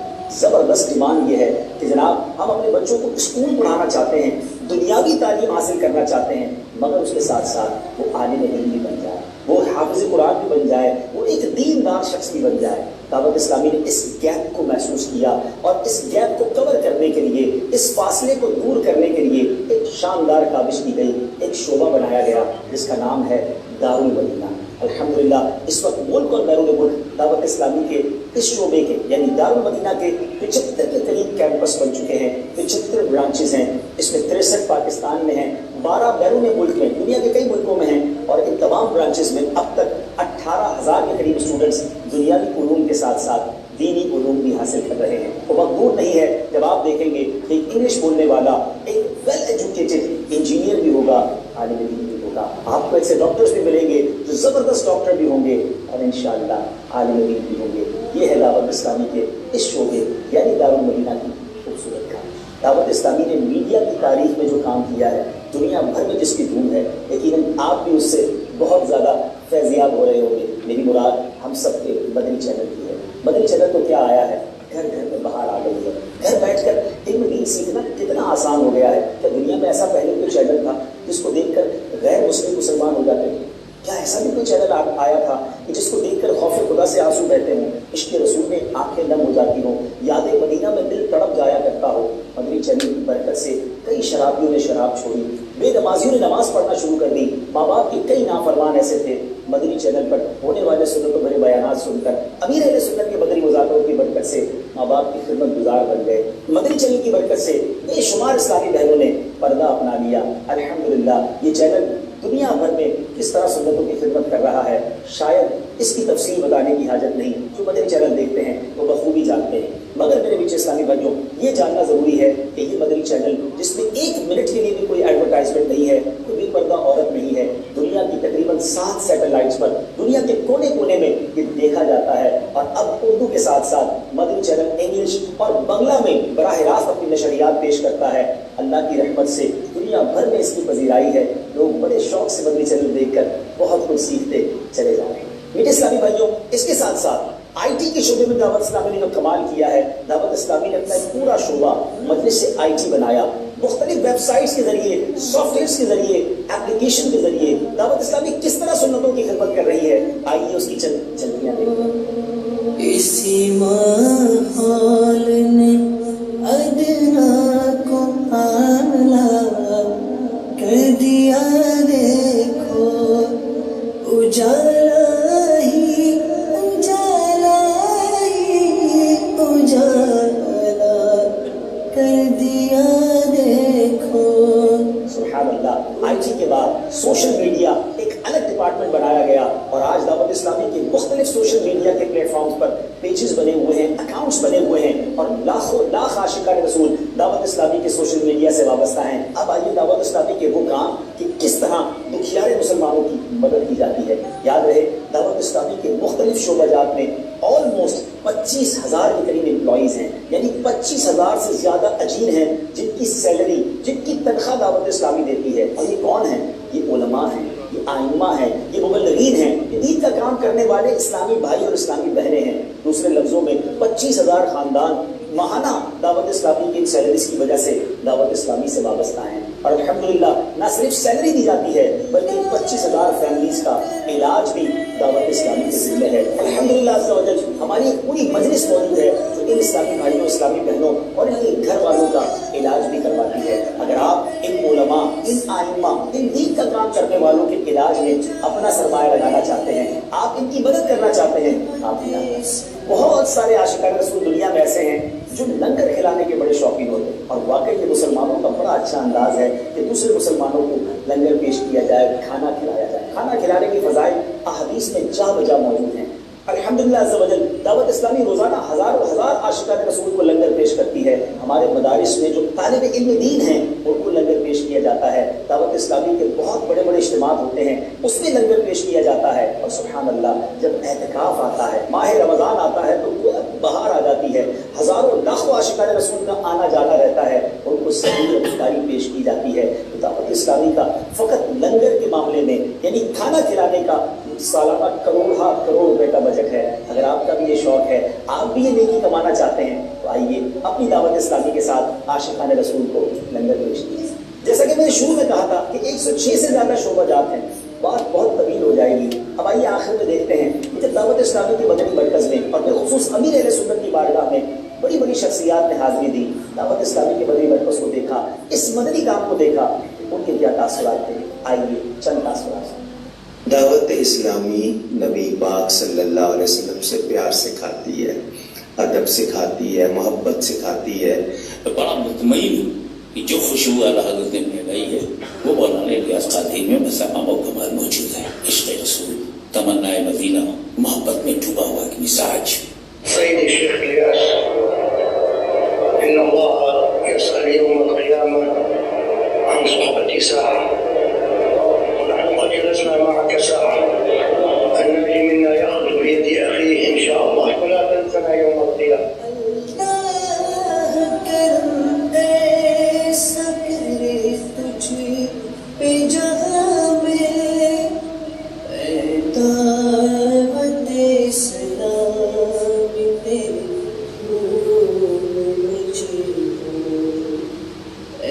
दावत इस्लामी पे। माशाअल्लाह माशाअल्लाह, ये आपने चंद झलकियाँ देखी हैं और सच्ची बात ये है, चंद मिनटों में इतनी बड़ी ऑर्गेनाइजेशन को बयान नहीं किया जा सकता, मगर कहने का मकसद ये है कि इतना बड़ा काम है, अब कहीं ना कहीं हम भी इस काम में शामिल हो जाएं। दावत इस्लामी वालों का साथ दीजिए। ये जो प्रेजेंटेशन है ये 2 साल पुरानी है, 2 साल में आप समझ लें ये काम ऑलमोस्ट 20-25% और बढ़ गया है। और अब एक नया प्रोजेक्ट हम शुरू करने जा रहे हैं। हर बच्चे के हाथ में मोबाइल है, हर बच्चे के हाथ में वीडियो गेम है, لوگ بتاتے ہیں کہ ہمارے بچے ماحول سے بہت دور ہو رہے ہیں، کچھ کیجئے۔ تو انشاءاللہ اگلے چند دنوں میں دعوت اسلامی کڈز مدری چینل لا رہی ہے۔ ایک ایسا چینل ہوگا جس میں بچوں کو سٹوریز کے ذریعے، بچوں کے اینیمیٹڈ اور کارٹونز کے ذریعے انشاءاللہ انہیں اسلامک وے میں دین سکھایا جائے گا۔ بچے انشاءاللہ موبائل فون پر اگر دیکھیں گے تو اگر کوئی کارٹون دیکھے گا تو دیکھ کر ماں باپ کا ادب کرنا شروع کرے گا، سلام کرے گا اور سنت کے مطابق کھانا شروع کر دے گا۔ تو الحمدللہ یہ اتنے بڑے پیمانے پر جو کام ہو رہا ہے، آپ سمجھ سکتے ہیں کہ اس کے ایکسپینڈیچر اور اس کے خرچے کتنے ہوں گے۔ بہرحال میں آج کوئی آپ سے فنڈ نہیں مانگ رہا، صرف یہ بتانا چاہ رہا ہوں کہ آپ دیکھ لیں کام کتنا بڑا ہے۔ ہم 24 نومبر کو آنے والے مہینے ایک مدنی عطیات مہم ہر سال کرتے ہیں ٹیلی تھون کے نام سے، اور دعوت اسلامی کے 2 ڈپارٹمنٹ بڑے اہم بھی ہیں، مدرسۃ المدینہ اور جامعۃ المدینہ، جس میں علماء بنائے جاتے ہیں، حافظ قرآن بنائے جاتے ہیں۔ آپ نے سنا کہ آلموسٹ 85,000 حافظ قرآن بن چکے ہیں، ہر سال ہزاروں علماء بن رہے ہیں۔ ہم میں سے بہت سارے ایسے جو عالم نہیں بن سکے، حافظ بھی نہیں بن سکے، ہم اسپانسر تو کر سکتے ہیں۔ تو 10,000 روپے کا یونٹ ہوگا 24 نومبر، اس سے پہلے ہی ہمارے اسلامی بھائی آپ تک پہنچیں گے، نہ پہنچیں تو آپ یاد رکھیے گا مدری چینل پر پورا دن ہم ایک لائیو ٹرانسمیشن کریں گے۔ تو اللہ تعالیٰ نے جس کو جتنا نوازا ہے، 12ویں کا مہینہ ہوگا، 1200 یونٹ، 112 یونٹ، 12 یونٹ، جتنے دے سکیں آپ یونٹ دیجئے گا، تاکہ یہ علماء اور حافظ قرآن کا جو پروجیکٹ ہے، صرف یہ بتا دیتا ہوں کہ ان 2 ڈپارٹمنٹ پر دعوت اسلامی کا تقریباً 250 کروڑ روپے کا سالانہ خرچ ہے، 2.5 ارب روپے کا سال کا خرچ ہے۔ تو آپ سمجھ سکتے ہیں کتنا بڑا پروجیکٹ ہے، اور میں امید کرتا ہوں کہ آپ بھی اس میں ضرور ساتھ دیں گے۔ اللہ تعالیٰ ہم سب کو عمل کرنے کی توفیق عطا فرمائے۔ صلو علی الحبیب۔ پیارے پیارے اسلامی بھائیو، الحمدللہ ہم مسلمان ہیں، اور مسلمان کی سب سے قیمتی دولت سرمایہ اس کا ایمان ہے، اور ایمان کی حفاظت کا ایک ذریعہ علماء بیان فرماتے ہیں کہ کسی ولی کامل کے ہاتھوں میں ہاتھ دینا بھی ہے۔ اور اس دور میں الحمدللہ امیر اہل سنت دامت برکاتہ العالیہ غوث پاک کے مریدوں میں داخل فرماتے ہیں، اور میرے غوث پاک رضی اللہ تعالیٰ عنہ فرماتے ہیں کہ میرا کوئی بھی مرید بغیر توبہ کے نہیں مرے گا۔ الحمدللہ ہمارے درمیان وکیل اطار رکن شورا حاجی عبدالحبیب اتاری موجود ہیں، اور یہ مجاز ہے کہ بیعت کروا سکتے ہیں۔ میں ان سے عرض کروں گا کہ ہمیں توبہ بھی کروا دیں اور سلسلہ قادریہ اتاریہ میں داخل فرما دیں۔ جو اسلامی بھائی مرید ہونا چاہیں میں کہتا جاؤں، ریپیٹ کرتے جائیں۔ بسم اللہ الرحمن الرحیم، الصلاۃ والسلام علیک یا رسول اللہ وعلی آلک واصحابک یا حبیب اللہ، لا الہ الا اللہ محمد الرسول اللہ صلی اللہ تعالی علیہ وسلم۔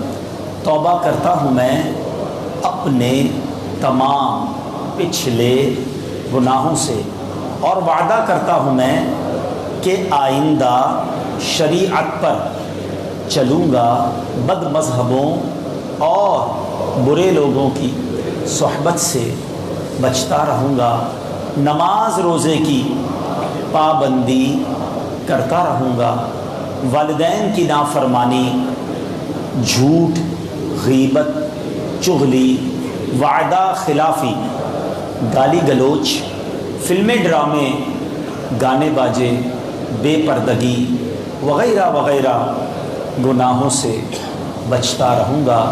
اے اللہ میری اس توبہ کو قبول فرما، اور مجھے میرے وعدے پر ثابت قدم رکھ۔ مرید ہوتا ہوں میں خاندان عالی شان قادریہ رضویہ اتاریہ میں نے اپنا ہاتھ آپ کے ذریعے سے شیخ طریقت امیر اہل سنت کے ہاتھ میں دیا، اور ان کے ذریعے سرکار بغداد حضور غوث پاک رضی اللہ تعالی عنہ کے ہاتھ میں دیا۔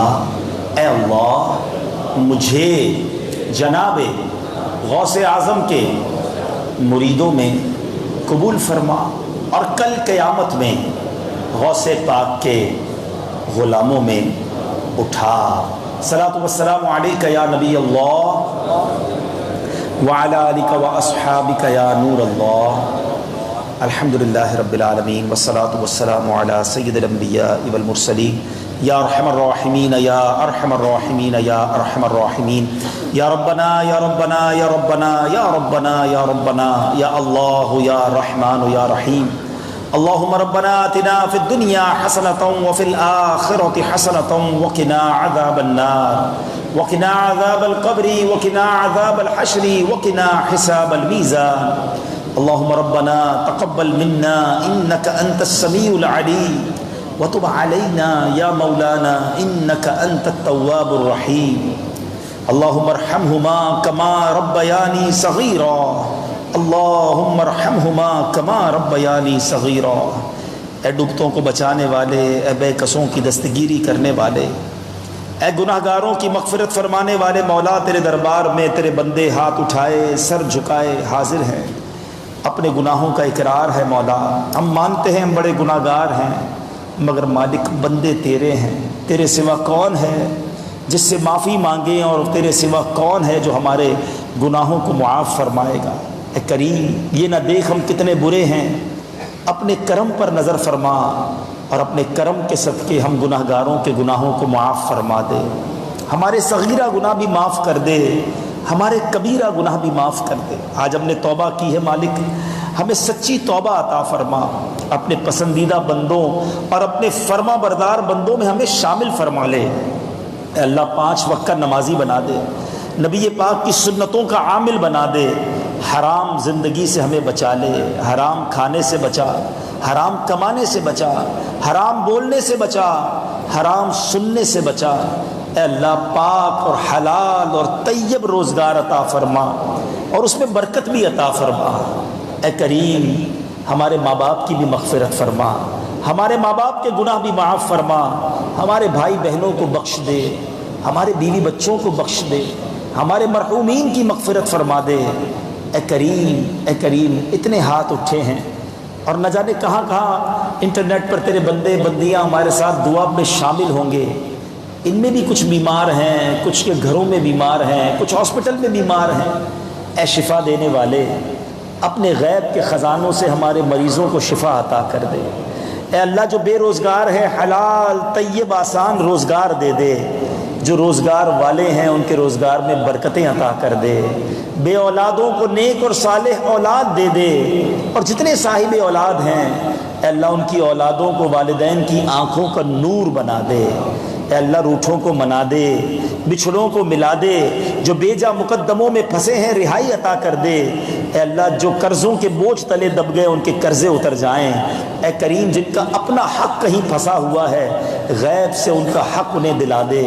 اے اللہ، مظلوموں کی مدد فرما، جہاں جہاں مسلمان دنیا میں ظلم کا شکار ہیں، اے بدر کے میدان میں فرشتوں کے ذریعے مدد کرنے والے، دنیا میں جہاں جہاں مسلمان پریشان ہیں ان کی غیب سے مدد فرما۔